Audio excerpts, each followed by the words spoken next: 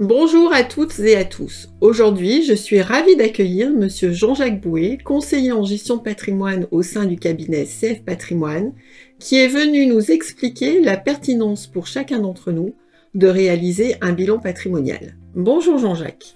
Bonjour Béatrice et merci de m'avoir invité à participer à cette vidéo. Je suis ravi de pouvoir expliquer à nos auditeurs en quoi consiste un bilan patrimonial. Quel est son intérêt et comment nous pouvons intervenir pour réaliser leur bilan personnalisé, gratuit et sans engagement. Alors Jean-Jacques, qu'est-ce qu'un bilan patrimonial? Le bilan patrimonial est un audit complet de la situation d'un client à un instant T, qui permet de retranscrire sous forme de synthèse sa situation familiale, patrimoniale, fiscale, successorale et financière. Cela permet d'analyser précisément l'ensemble de ses actifs et passifs, sa capacité d'épargne, ses objectifs à court, moyen et long terme, comme par exemple la protection du conjoint et de la famille, la retraite, les études des enfants et la transmission de son patrimoine. Une fois l'audit réalisé, nous présentons au client des préconisations personnalisées pour l'aider à atteindre ses objectifs de la manière la plus efficace possible. À qui dois-je m'adresser pour réaliser un bilan patrimonial? Il y a différentes options, mais il est important de choisir un professionnel qui offre une vision globale et des solutions personnalisées adaptées.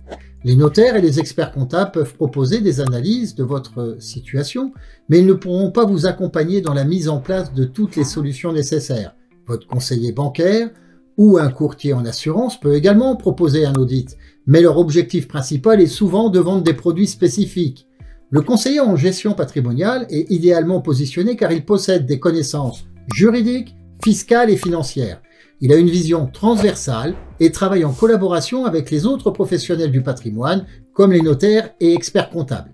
Le conseiller en gestion de patrimoine place l'intérêt du client au-dessus de tout. Il s'engage dans le temps pour suivre la mise en œuvre du plan d'action et l'adapter si besoin aux évolutions de la situation du client. Quels sont les éléments que je dois fournir pour réaliser ce bilan? Le conseiller en gestion de patrimoine a besoin de renseignements très complets sur la situation familiale, patrimoniale, professionnelle, financière et fiscale du client. Des documents comme par exemple les dernières déclarations fiscales, les offres de prêt en cours sont nécessaires afin de bien analyser la situation. Le conseiller en gestion de patrimoine est soumis au devoir de réserve, de discrétion et au secret professionnel. À ce titre, les informations collectées sont confidentielles. En conclusion, pourquoi conseillez-vous de réaliser un bilan patrimonial?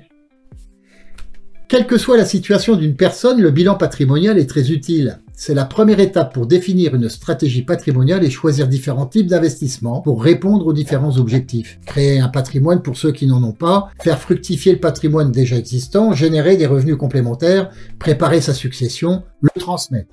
Il est également nécessaire à différentes étapes de la vie, au début puis au milieu de carrière professionnelle, au passage à la retraite, lors d'un changement dans la situation maritale, au moment d'un héritage. Il permet de mettre en place la meilleure stratégie en fonction de ses objectifs. C'est un outil précieux pour gagner en sérénité financière sur le long terme. Merci beaucoup Jean-Jacques pour toutes ces informations.